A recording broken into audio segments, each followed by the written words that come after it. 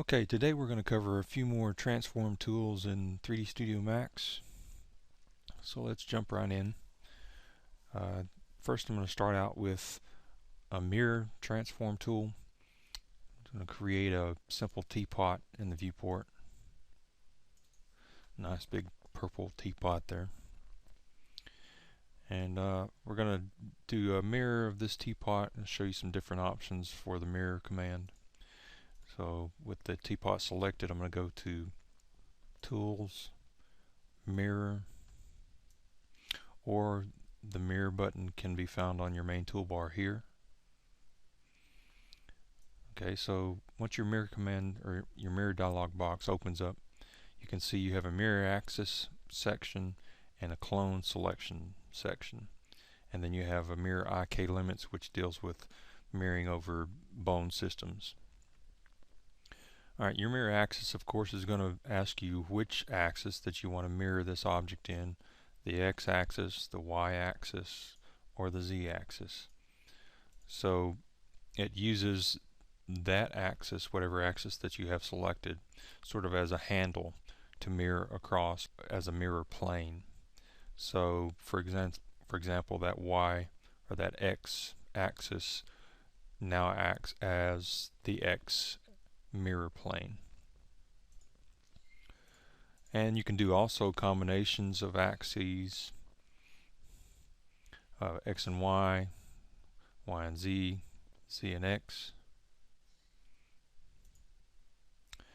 The next thing is an offset, and you can see, although I've mirrored this object, because my clone selection is set to no clone, I have just the object mirrored without making a copy of it. So if I did want to make a copy, then I can go here and say make a copy, and then use my offset spinner button to offset those two objects. And then of course instance creates a binding between the two objects, that if one object is changed, the other object automatically is updated and changed. And then reference acts a lot like instance, but it gives you the option of using some copy features, and I'll show you a little bit about that. Go ahead and reference these two objects. Alright, since these two objects are referenced, you can see I have this gray bar here that's above my teapot in my modifier stack. Any modifier that I add to the stack, so you can see if the modifier is added above this gray bar in the stack, it does not affect its instance or reference. But if I drag this modifier below that gray bar, now it becomes more like an instance than a copy. So this gives you the best of both worlds. You can pick and choose what modifiers you want to have affect each individual reference. So let me show you a little bit about align. I'm just going to create a box over here, something to align to.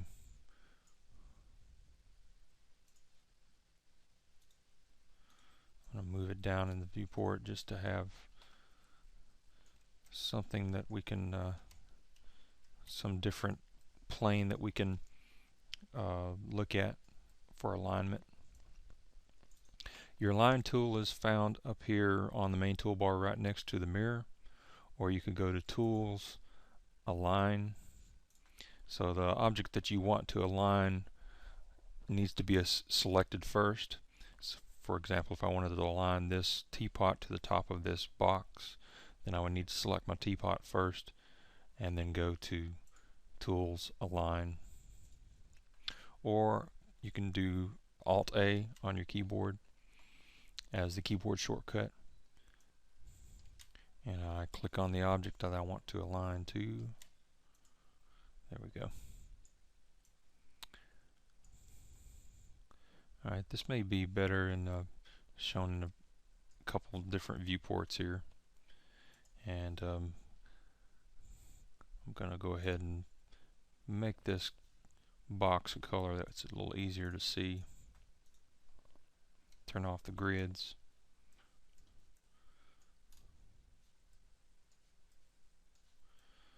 So now we can get the full effect of this align tool. So again, I'm going to select my teapot, Alt A, and then select the box. Alright, I have an option of aligning in all three axes, and then it asks you how you want to align the current object to the target object. If you want to align the current object's minimum to the target object's minimum, you can do that here. So this minimum and maximum radio button, this deals with the total boundary of that object. It looks at the object as a whole and sees the total boundaries of that object. You can see here in the top viewport I'm getting the very boundaries of that object aligned with the boundaries of my box. So if I wanted the center of my teapot to be aligned to the center of my box, it looks at the boundaries again of that object and then finds the very center of that and aligns those two centers together. So I could do the minimum of one object to the center of another object. So you can have multiple combinations here. And then you have a pivot point option, because your pivot point of course can be in a different place than the center of your object or the boundary of your object. And then of course you have maximum, which works a lot like minimum, but it finds the maximum in the X, Y, or Z and then uses that farthest distance as your alignment point. Okay, so again, X, Y, Z, position, align current object, which is the object that I have selected, to the target object, which is the box that we targeted, that we want to align to. So I'm going to say center to center.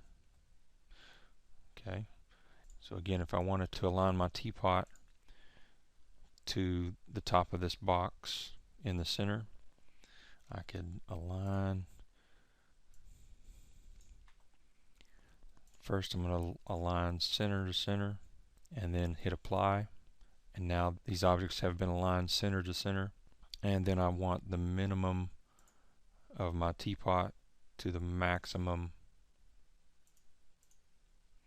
of my box in the Y position. So now that the bottom of this teapot is aligned to the top of this box. And there we go.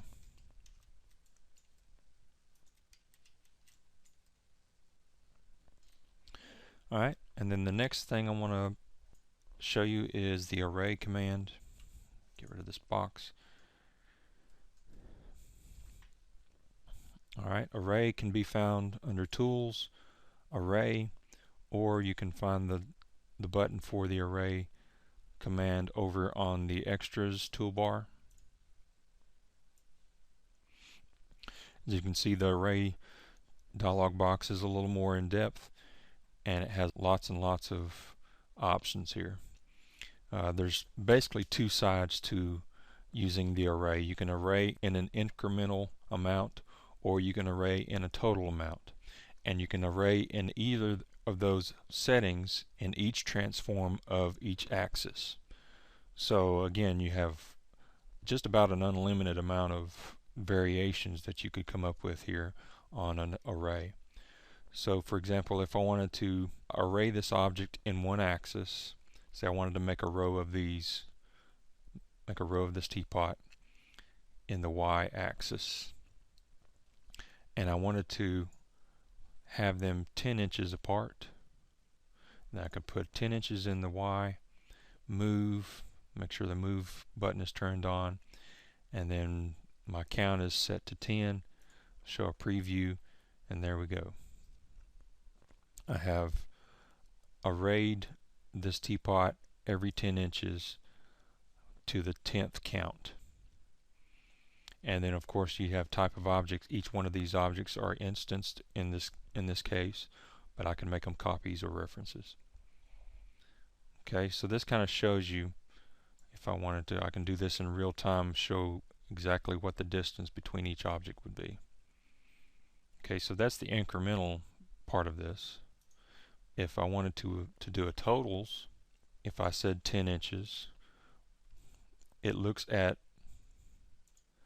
the distance of 10 inches and tries to fit 10 teapots within that distance. So you can see it has 10 teapots here, but they're within a 10-inch distance.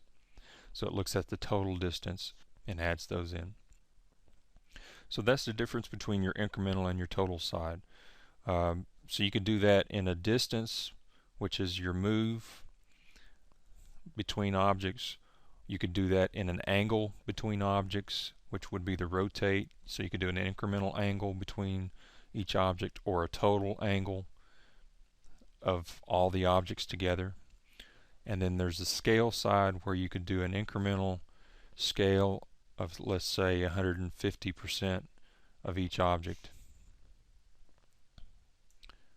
And let's say the y-axis, you can see that scaled this object up 150% in one axis, and now we have 10 counts of that being scaled up in one axis. I'm just going to show you, if I move this out a little bit, what it's doing. So the first one is original, and then each iteration of this teapot gets scaled a little more and a little more until when we get to the 10th count, that 10th teapot is scaled up 150% in the y-axis. And then this array dimensions section here, this allows us to array in 2 dimensions at one time. So for example, let's say 2 and 3 dimensions at one time. So for example, if let's say I wanted 5 counts in the x and the y and the z. So I'm over 104 in the x, down 124 in the y, and negative 83 in the z. So instead of arraying in one straight line, I can go off in any angle here. Alright, in this array dimensions section, you can do just a one-dimensional count here using the incrementals and totals, or you can do a two-dimensional count, and you can see that we turn up the amounts here, the count. We can go in the y, the x, or the z. So we can go off in any direction that we want according to any of these. And this also works in the rotation and scale. So instead of moving, we could rotate in a certain increment. So you can use each one of these in conjunction with each other and sort of have combinations of arrays. You can do a three-dimensional array. You can see here that